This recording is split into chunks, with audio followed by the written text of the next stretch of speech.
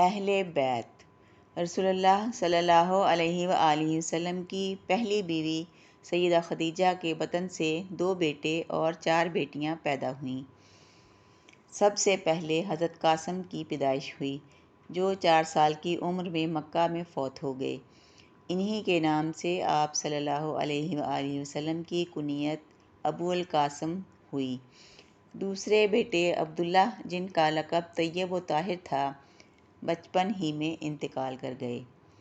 4 بیٹیاں حیات رہیں، ان کی شادیاں ہوئیں اور مدینہ ہجرت کی، لیکن ان میں سے سوائے سیدہ فاطمہ کے، جو رسول اللہ صلی اللہ علیہ وآلہ وسلم کی سب سے چھوٹی بیٹی تھیں اور کسی سے نسل نہیں چلی۔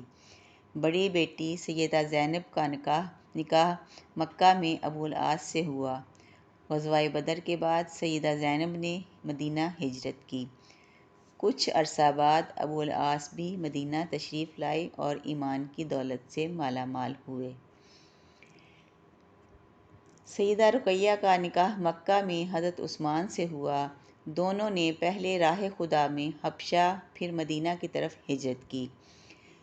2 ہجری میں سیدہ رقیہ کا انتقال ہوا تو حضور صلی اللہ علیہ وآلہ وسلم نے تیسری صاحبزادی سیدہ ام کلثوم کا نکاح بھی عثمان ہی سے کر دیا۔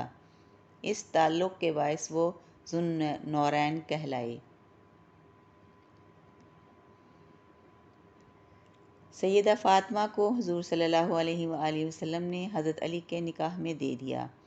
آپ صلی اللہ علیہ وآلہ وسلم رفتار و گفتار میں حضور صلی اللہ علیہ وآلہ وسلم سے مشابہ تھیں اور اپنی بہنوں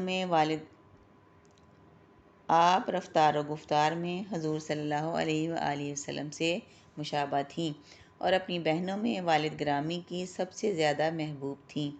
سیدہ فاطمہ آپ کی رحلت کے 6 ماہ بعد اللہ کو پیاری ہوئیں۔ نبی اکرم کے فرزند ابراہیم نے ام المومنین ماریہ قبطیہ کے بطن سے جنم لیا۔ یہ بچپن ہی میں وفات پا گئے۔